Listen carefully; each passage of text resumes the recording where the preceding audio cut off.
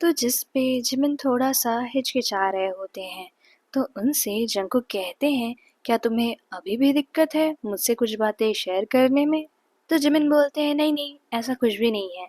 मैं बस ऐसा सोच रहा था कि जब मैं तुम्हें बताऊंगा तो तुम पता नहीं कैसे रिएक्ट करोगे। तो जंकुक बोलते हैं कि जिमिन, तुम मेरे बहुत ही प्यारे भाई हो। अगर मैं तुम्हें भगा सकता हूँ तो तुम्हें क्यों ऐसा लगता है मैं तुम्हें किसी भी बात पे जज करूंगा? और ये सुन के जिमिन को भी थोड़ा सा अच्छा लगता है और वो उन्हें सारी बात बताते हैं। जो ये होती है कि जिमिन को जब वो कॉलेज में थे तो एक लड़के से प्यार हो गया था जिनका नाम है शुगा। और उन दोनों के बीच 5 सालों तक सारी चीजें बहुत अच्छे से चली। और यहाँ तक कि शुगा ने जिमिन से उनसे शादी करने के लिए भी पूछ लिया था। लेकिन तभी जिमिन के घर में ये पूरा नाटक हो गया, जिसकी वजह से उन्हें जबरदस्ती तेयोंग के साथ शादी करने के लिए हाँ करनी पड़ी। और इसीलिए उन्हें उनके साथ भागना पड़ा। तो जिस पे जंकुक कहते हैं, तुमने इतनी बड़ी बात मुझसे 5 सालों तक छुपाई, तुम ऐसा कैसे कर सकते हो मेरे साथ? तो जिमिन बोलते हैं, मेरे प्यारे भाई, मैं तुमसे बिल्कुल भी ये चीज़ छुपाना नहीं चाहता था। लेकिन स्टार्टिंग स्टार्टिंग में मैं ये बात किसी को भी नहीं बताना चाहता था कि पता नहीं हम आगे साथ हों या ना हों। मैं उससे बहुत ज़्यादा प्यार करता था, लेकिन मुझे फिर भी नहीं पता था कि आगे हम कैसे होंगे। और जब मुझे एकदम कंफर्म हो गया था कि हमारी शादी होगी, तो मैंने तुम्हें बताने की कोशिश की थी, लेकिन पता नहीं क्यों मैं तुमसे कभी कुछ बता ही नहीं पाया। क्या तुम प्लीज़ मुझे इस चीज़ के लिए माफ़ कर दोगे? जिस पे थोड़ी देर तो जंकुक शांत रहते हैं और फिर बोलते हैं, बिल्कुल मैंने तुम्हें माफ़ किया, लेकिन मैं शुगा से मिलना चाहूँगा और मुझे खुद देखना है कि आखिर वो मेरे भाई का किस तरह ध्यान रखेगा। जिस पे जिमिन भी थोड़ा सा मुस्कुरा देते हैं और कहते हैं, बिल्कुल तुम्हारा तो पूरा हक है उनसे मिलने का। और तभी जंकुक को किसी के कदमों की आवाज़ आती है। तो वो जिमिन से कहते हैं कि जिमिन, तुम बस अपना ध्यान रखना और मुझे जब भी टाइम मिलेगा मैं तुम्हें खुद कॉल कर लिया करूँगा। और इतना बोलकर वो कॉल कट कर देते हैं। और जैसे ही दूसरी तरफ मुड़ते हैं, वहाँ पे खड़े थे तेयोंग। और तेयोंग उन्हें बहुत ही ज़्यादा गहरी नज़रों से देख रहे होते हैं। तो जंकुक कहते हैं कि मैंने आपको कहा था ना मैं अभी आता हूँ, तो आप यहाँ पर क्यों आ गए? आपको कोई काम था क्या? जिस पे तेयोंग धीरे धीरे जंकुक के और ज़्यादा करीब आने लगते हैं और उनसे धीरे से पूछ रहे होते हैं कि आखिर किससे बात कर रहा था मेरा प्यारा सा हस्बैंड? जिस पे जंकुक थोड़ा सा डरते हुए अपनी आंखें बंद कर लेते हैं और कहते हैं कि किसी से नहीं, मैं बस अपने एक दोस्त से बात कर रहा था। तो तेयोंग बोलते हैं कि दोस्त से? तो क्या तुम दोस्त से मेरे सामने बात नहीं कर सकते हो? और ऐसा कहते हुए वो जंकुक के और भी ज्यादा क्लोज आ चुके थे। इतने ज्यादा क्लोज कि आंख बंद होने के बावजूद जंकुक को तेयोंग की सांसें एकदम साफ महसूस हो रही थीं। और जंकुक को ऐसे डरता हुआ देखकर तेयोंग सिर्फ और सिर्फ स्mirk कर रहे होते हैं। तो जंकुक डरते हुए कहते हैं कि नहीं, ऐसा नहीं है, मैं बस अपने दोस्तों से ऐसे ही बात कर रहा था। उन लोगों ने मुझे कॉन्ग्रेचुलेशंस करने के लिए कॉल किया था और मुझे लगा वहाँ पे काफ़ी ज़्यादा भीड़ है, आवाज़ें आ रही हैं, तो मुझे सही से सुनाई नहीं देगा। जिस पे तेयोंग हंसते हैं और उनसे हल्का सा दूर होके कहते हैं, जंकुक, तुम इतना ज़्यादा डरे हुए क्यों हो?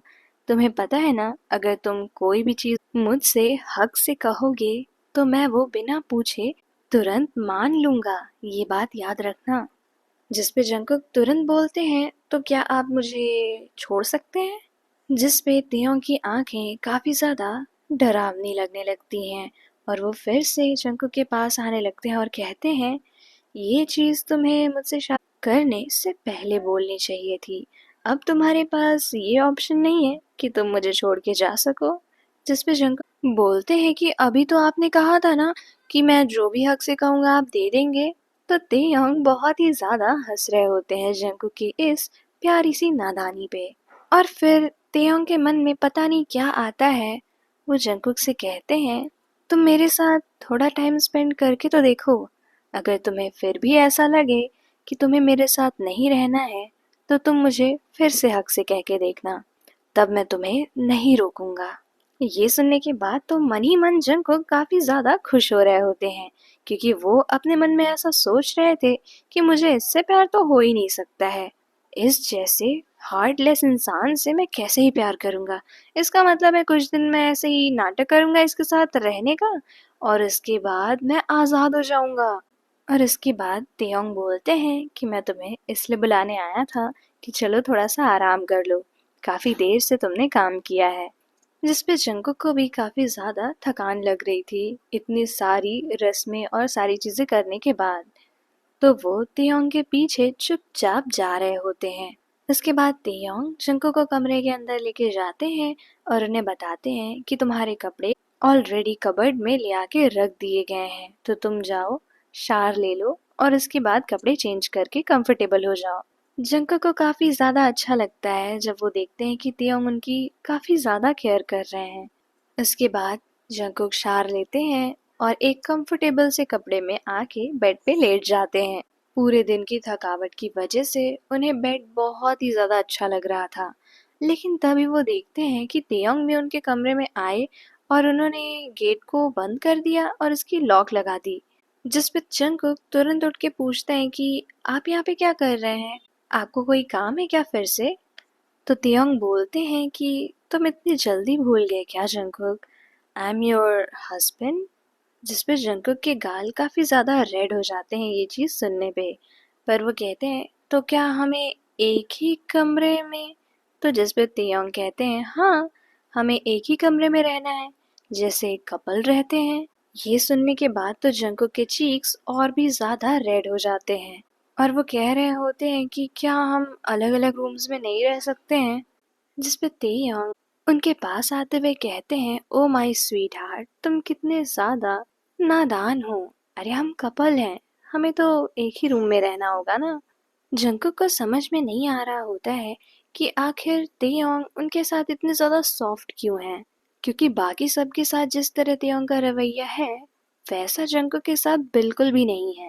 और इसके बाद तेयोंग जंगकुक के बगल आते हैं और हल्का सा बेड पे टेक लगाकर एक बुक पढ़ रहे होते हैं। अब तेयोंग को यानी कि एक स्ट्रेंजर को अपने बगल में ऐसे बैठा हुआ देखकर जंगकुक को तो वैसे ही नींद नहीं आ रही होती है, तो वो बस इधर उधर करवटें बदल रहे होते हैं और ये सारी चीजें तेयोंग नोटिस कर रहे थे। और फिर वो जंगकुक को पीछे से हग करते हैं उनकी कमर पकड़ के, जिस पे जंगकुक थोड़ा सा डर जाते हैं। तो तेयोंग कहते हैं मैं ही हूँ, तुम्हें डरने की क्या ज़रूरत है? जिस पे जंगकुक बोलते हैं कि नहीं, बस मुझे थोड़ा सा आदत नहीं है ना इसलिए। पर आपने मुझे इस तरह से क्यों पकड़ा हुआ है? तो तियोंग कहते हैं तुम्हें सुलाने के लिए, क्योंकि मैं तब से देख रहा हूँ तुम सो नहीं पा रहे हो, तो मैं तुम्हें रिलैक्स करके सुला दूंगा। इस पे जंगकुक मन में सोच रहे होते हैं कि मेरी धड़कन इतनी ज़्यादा फास्ट है, कहाँ ही मैं सोने वाला हूँ आपके पास। लेकिन जैसे ही जंगकुक ये सोचते हैं, तेयोंग उनके सर को धीरे धीरे से सहला रहे होते हैं और दूसरे हाथ से उन्हें उनकी कमर पे हल्की हल्की थपकियां दे रहे होते हैं।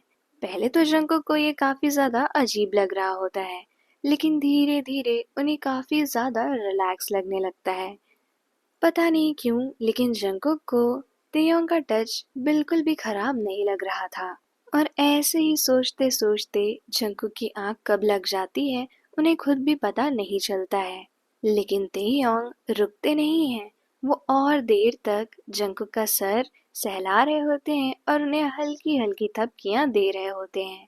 इसके कुछ देर बाद जंगकुक करवट बदल के तेयोंग की तरफ मुंह कर लेते हैं और उन्हें कस के पकड़ लेते हैं। अब जब ऐसा होता है तो तेयोंग एकदम से फ्रीज हो जाते हैं।